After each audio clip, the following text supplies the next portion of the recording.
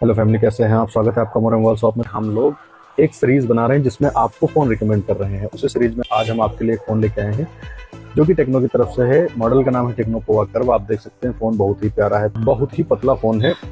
बात करते हैं इस फोन के परफॉर्मेंस की, तो इस फोन में आपको 64 मेगापिक्सल का मेन कैमरा मिलता है, 13 मेगापिक्सल सेल्फी मिलती है, 45 वाट का फास्ट चार्जर मिलेगा और 5500 mAh की बैटरी मिलेगी। बात करते हैं इस फोन के अंदर प्रोसेसर की, तो इसमें डायमेंसिटी 7300 प्रोसेसर मिलेगा जो कि आपको अदर कंपनियों में कुछ ज़्यादा रेट में मिलेगा। इसमें बहुत ही बजट में दिया गया है ये प्रोसेसर।